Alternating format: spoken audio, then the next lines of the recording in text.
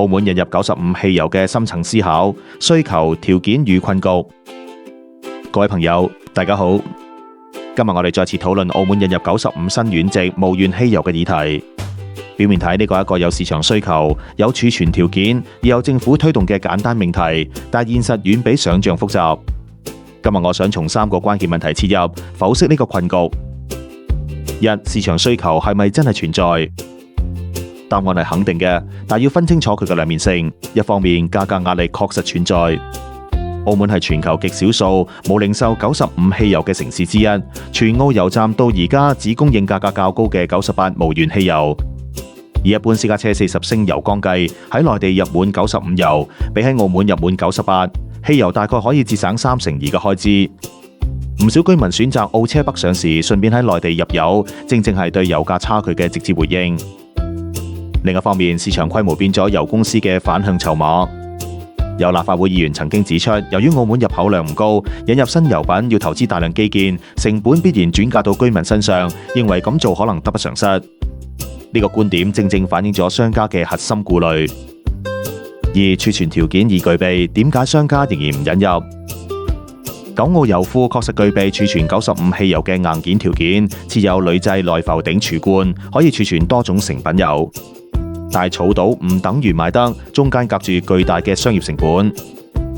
以前前任經濟財政司司長李偉龍曾經直言，引入新油品嘅配套運輸都係成本，真係要計數。經濟及科技發展局亦明確指出，新油品供應需要供應商綜合考量貨源、澳門市場規模、煉油廠供應意願、運輸方式、中轉儲存、油庫同油站改造、運輸車輛增配、新能源替代等多重因素。具體嚟講，商家面對3重阻力。第一，基礎設施改造成本。唔同燃油產品必須採用唔同嘅管道、儲存同運輸設備，入口商要就新產品投資大量基建。由油庫到油站再到入油倉，成個鏈嘅改造都要資金同時間。第二，市場規模限制。澳門燃油市場體量有限，新增一個油品可能只係分流現有98油嘅銷量，而唔係創造新需求。油公司嘅商業邏輯係投入大量改造成本，卻可能冇辦法獲得相應回報。第三，缺乏競爭壓力。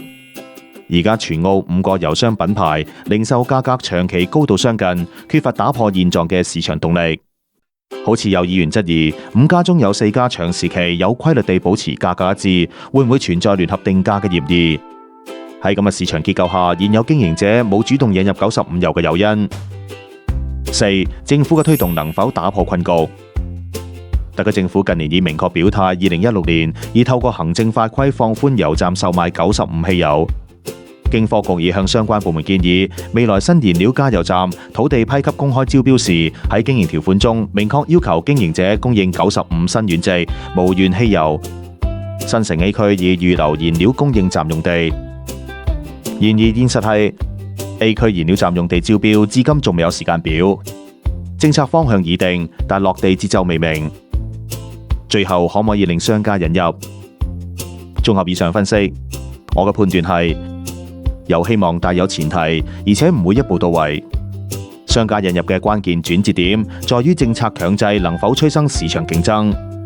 當新油站被強制要求供應95汽油，而且憑住價格優勢吸引客戶，現有油站先至會面對真正嘅競爭壓力，屆時先有可能被迫跟進。但係都要指出，即使新油站建成，95油嘅零售價格能否顯著低過98油，仍然取決於供應鏈改造成本嘅分攤方式。如果成本最終轉嫁俾消費者，引入嘅初衷就可能落空。搞到咁辛苦，直接喺灣仔駁條油管過嚟澳門油站賣又得唔得呢？又或者係港珠澳中間位置設個油站，方便港澳車輛入完油返屋企，生意一定火爆。今次講到呢度，你有咩意見？歡迎留言，多謝大家。